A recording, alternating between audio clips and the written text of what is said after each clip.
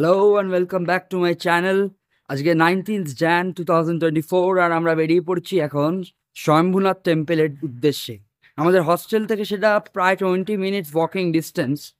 তো সোজা যাবো স্বয়ম্ভূনাথ, তারপর কথা হচ্ছে। ভেবেছিলাম যাব স্বয়ম্ভূনাথ স্তূপা, কিন্তু তার জায়গায় একটা শাটেল ধরে চলে যাই আমরা স্বয়ম্ভূ পার্কে, কারণ স্বয়ম্ভূ পার্ক থেকে খুব একটা দূরে নয় বোধনাথ স্তূপা।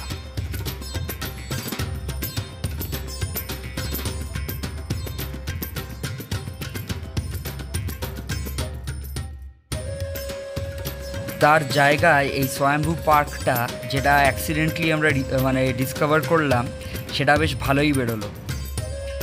এই জায়গাটাতে একটা অদ্ভুত সৌন্দর্য আর শান্তি ছিল। এই স্বয়ম্ভূ পার্কটা বেশ পিসফুল, একটা ভালো সুন্দর সময় কেটে গেল এই পার্কে। এবং পার্কে কিছুক্ষণ ঘোরার পরেই আমরা চলে গেলাম সোজা বৌদ্ধনাথ স্তূপা।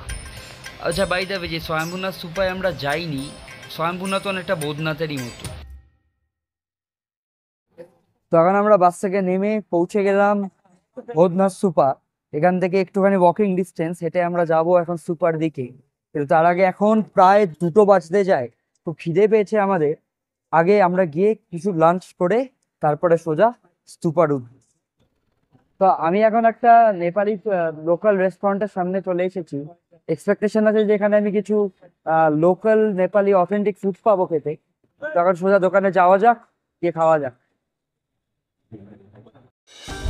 এই লোকাল রেস্টুরেন্টটার দাম কম, কিন্তু খাবারের কোয়ালিটি যথেষ্টই ভালো। আমরা যা যা খেলাম যথেষ্ট ভালো। আর বাই দ্য ওয়ে, এই স্টিম মোমো না, যারা মোমো লাভার তাদের জন্য কিন্তু নেপাল একটা প্যারাডাইস।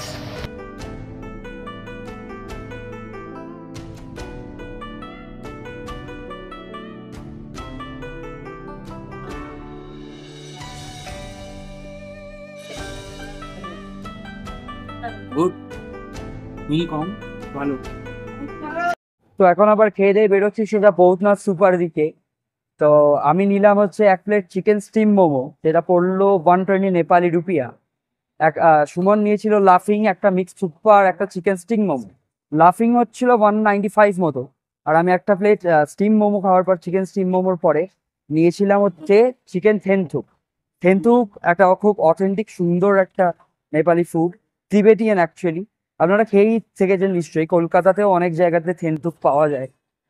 থেন্থুকের ব্যাপারটা হচ্ছে স্যুপের মধ্যে যে বন্টনের যে লেয়ারগুলো হয় না, জাস্ট বন্টনের লেয়ার মিলিয়ে আর ভেজিস মিলিয়ে খুব হেলদি একটা বয়েলড ফুড।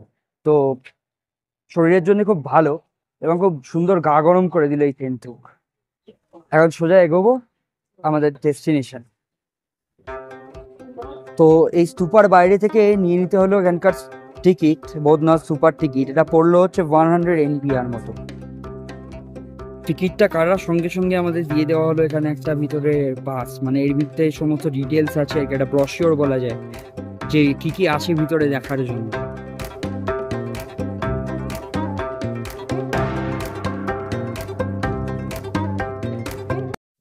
বৌদ্ধনাথ স্তূপা বা বৌদ্ধনাথ স্তূপ, এটা একটি তিব্বতীদের জন্য খুব গুরুত্বপূর্ণ স্থান। এবং শুধু তাই না, এটা একটি ইউনেস্কো ওয়ার্ল্ড হেরিটেজ সাইটও।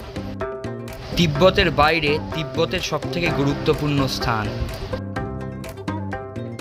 এই স্তূপার আশেপাশে চারধারেই বলা যায় অনেক বৌদ্ধ মঠ রয়েছে, যার জন্য এখানে লামাদেরকে আপনারা প্রচুর দেখতে পাবেন। এই স্তূপার চারদিকে চোখ আঁকা রয়েছে, যেটি বোঝাতে চাইছে যে বুদ্ধের চোখ সব দিকে।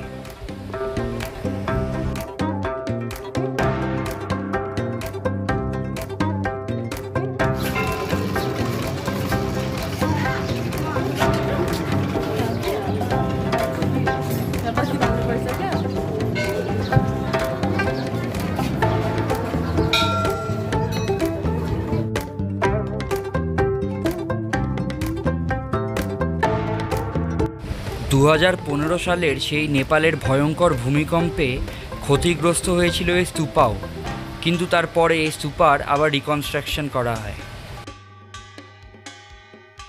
আজকের আমাদের এই সুন্দর ভিডিওটা এখানেই শেষ হলো। The adventure to be continue. দেখা হচ্ছে পরের ভিডিও। যদি ভিডিওটা ভালো লেগে থাকে তাহলে definitely like, comment and subscribe. Thank you.